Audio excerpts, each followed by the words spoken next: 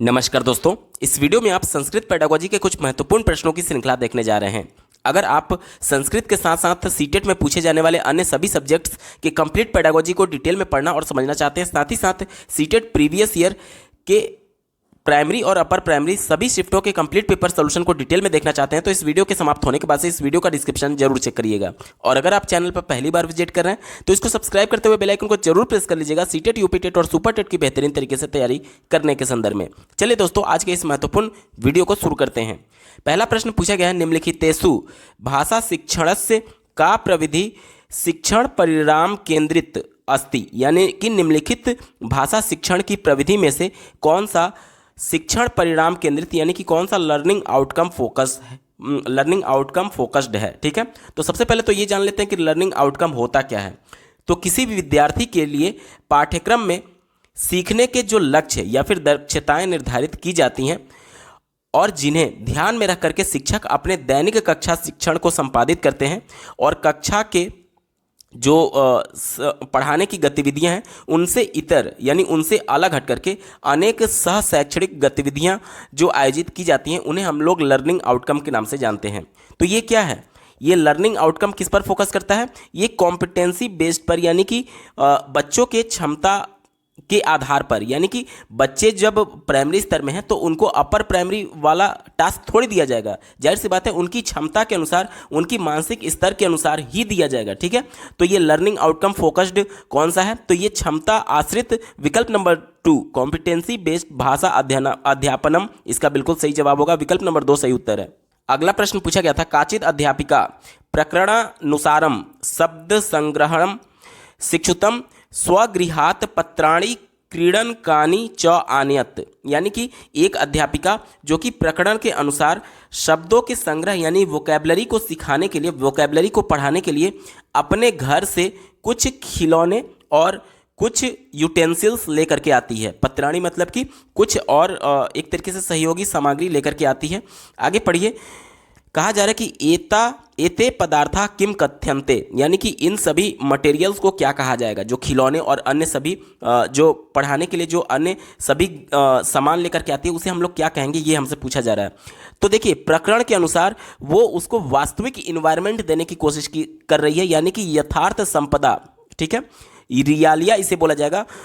यानी कि जो कॉन्सेप्ट बच्चे को बताना है, जैसे कि मान लीजिए आम बच्चे को बताना है तो आम का एक मॉडल, जैसे प्लास्टिक का आम हो सकता है, खिलौने हो सकते हैं। बच्चे को ट्रेन बताना है तो ट्रेन के मॉडल खिलौने हो सकते हैं। तो ये सभी चीज़ें वास्तविक तौर पर यथार्थ संपदा, ये रियालिया दिखा करके वो शब्दों के बारे में बच्चों को बता रही है। ठीक है, तो ऑप्शन नंबर 2 इसका बिल्कुल पॉजिटिव होगा और यही इसका सटीक जवाब है। अगला प्रश्न पूछा गया था, काचिद अध्यापिका स्वकक्षाम चतुर्णाम समूहेषु व्यभाजत, यानी कि एक शिक्षिका जो है जो अपनी कक्षा में बालकों को 4-4 के समूह में बांट देती है। आगे पढ़िए, विचारोत्तेजक विमर्शे है, इसे अंग्रेजी में ब्रेन स्टॉर्मिंग बोला जाता है, जिसे आप मानसिक उद्वेलन के नाम से जानते हैं। ठीक है, सा छात्रेभ्यः भूदृश्यानाम भवनाम व्यक्तिनाम विचारान प्रादत्त, यानी कि वह उस ग्रुप को जो 4-4 बच्चों के ग्रुप में बांटा गया है उनको एक ब्रेन स्टॉर्मिंग यानी मानसिक उद्वेलन के लिए कुछ असाइन करती है, जैसे कि लैंडस्केप यानी कि भूदृश्य, भवनाम यानी कि बिल्डिंग्स की बात की गई है, और व्यक्तिनाम यानी कि पर्सन्स की बात की गई है। टू कलेक्ट आइडिया यानी कि देखिए विचारों को संग्रह करने की बात की गई है। ठीक है, आगे पढ़िए, सा प्रश्नानाम माध्यमेन विचारान एकत्रान कुर्तुम आदिशत, यानी कि उसके बाद से वह उनको आदेश करती है कि इसके माध्यम से एक रिपोर्ट तैयार करें। ठीक है, यहाँ पर देखिए, आलेख मपी लिखुतुम सा आदिशत, यानी आलेख मतलब क्या है? रिपोर्ट की बात की जा रही है, रिपोर्ट तैयार करने की और लिखने की बात की जा रही है, वो शिक्षिका उनको आदेश देती है। अब हमसे पूछा जा रहा है, एतत् कार्यम किम कथ्यते, यानी कि यह कार्य क्या कहा जाएगा? तो ध्यान से समझिएगा, शिक्षिका जो है वो कुछ भूदृश्यानाम यानी कि बिल्डिंग्स, लैंडस्केप और व्यक्ति असाइन करती है बच्चों को ग्रुप्स में, और कहा जाता है कि उनसे कुछ प्रश्न पूछिए और एक रिपोर्ट तैयार करिए, और ये कार्य हम पूछा जा रहा है कि क्या कहा जाएगा।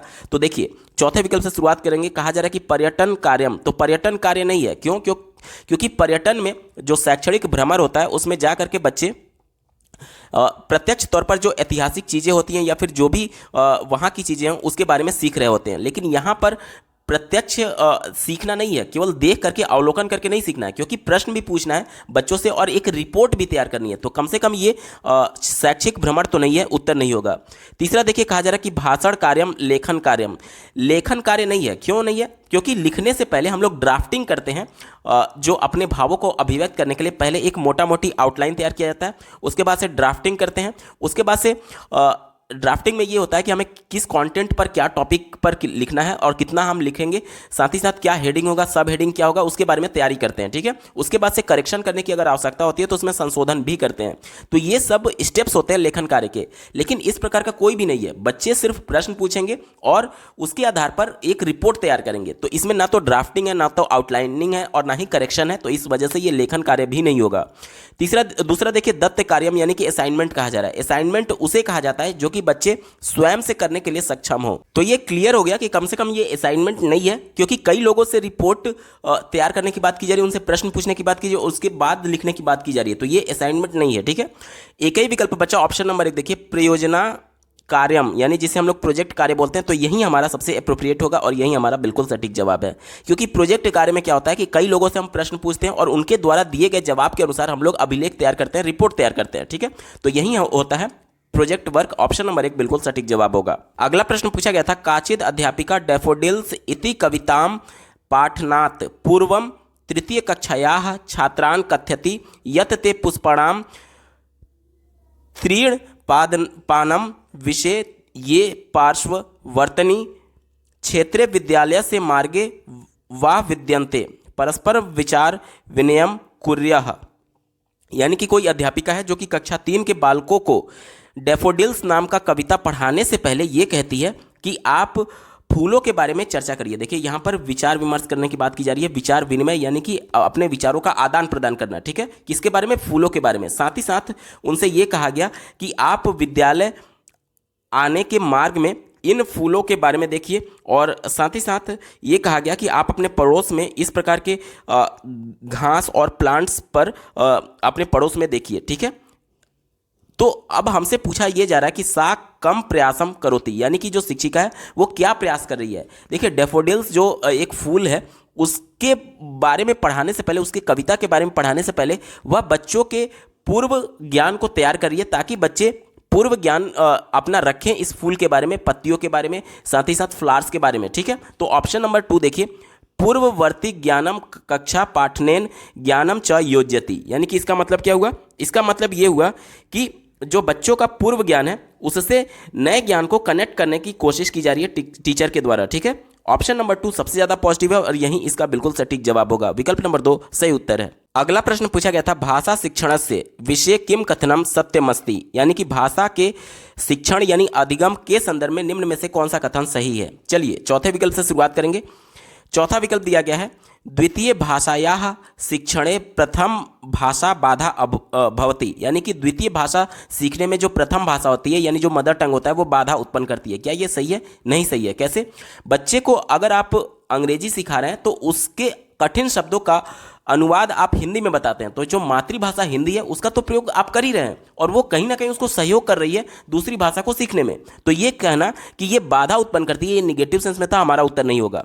पहले विकल्प में देखिए, कहा जा रहा है कि लेखनात् पूर्वम पठनम प्रवर्तते, यानी कि लिखने से पहले पढ़ने का जो कौशल है वो डेवलप होता है। तो ये भी विकल्प नेगेटिव है, क्योंकि जो एक तरीके से भाषा के 4 कौशल बताए गए हैं।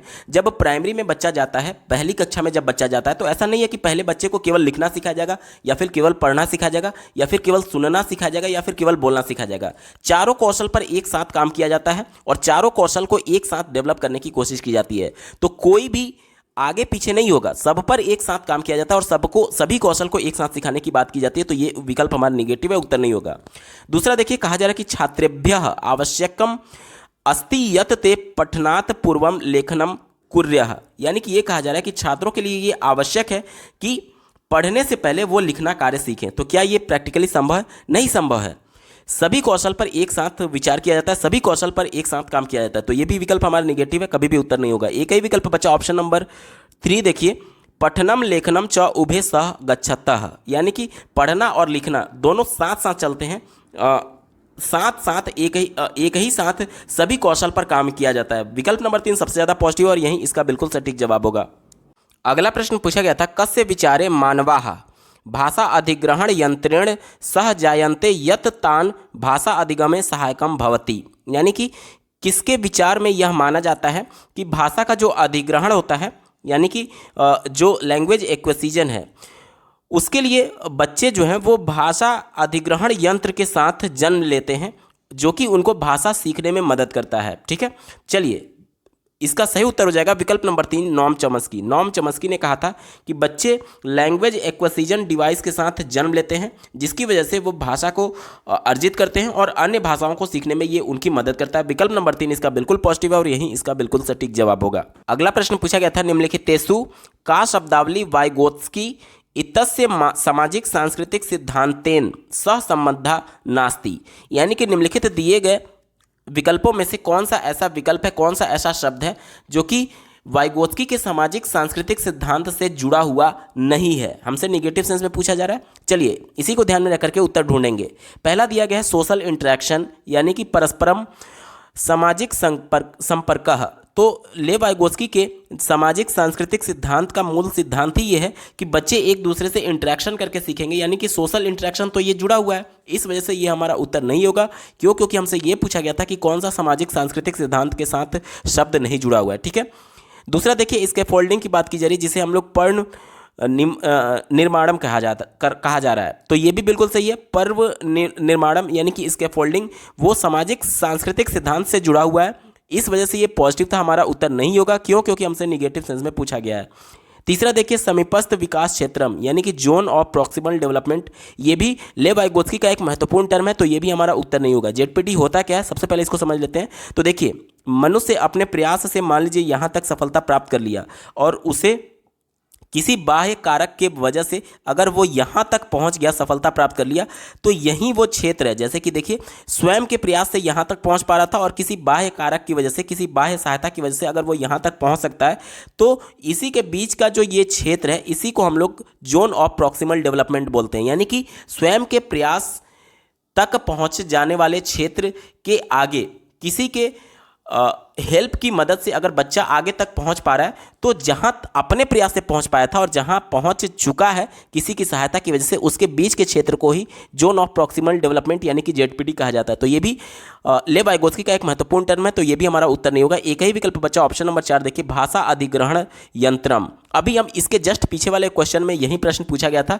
जो कि ये जो टर्म है लैंग्वेज एक्विजिशन डिवाइस, ये किसका है? ये नॉम चॉम्स्की का है, ना कि लेव वाइगोत्स्की का है। और चूंकि हमसे निगेटिव सेंस में पूछा गया था, इस वजह से यही हमारा बिल्कुल सटीक जवाब होगा। विकल्प नंबर 4 सही उत्तर है।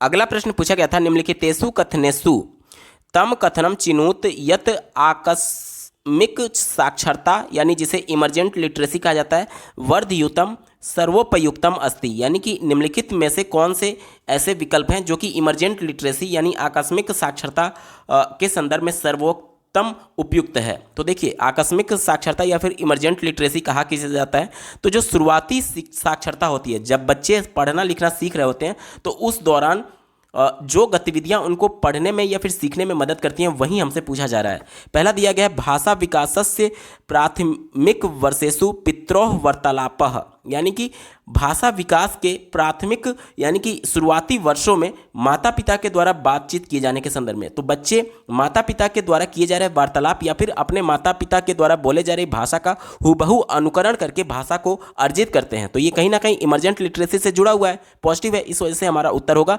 क्योंकि इससे प्रारंभिक साक्षरता बच्चों में आएगी, यानी कि किस प्रकार से हमें भाषा का प्रयोग करना है, किस प्रकार से बोलना है। वो अपने परिवार के सदस्य, अपने माता पिता के द्वारा बोली जा रही भाषा का हूबहू अनुकरण करने लगते हैं, यानी कि ये इमरजेंट लिटरेसी होगा।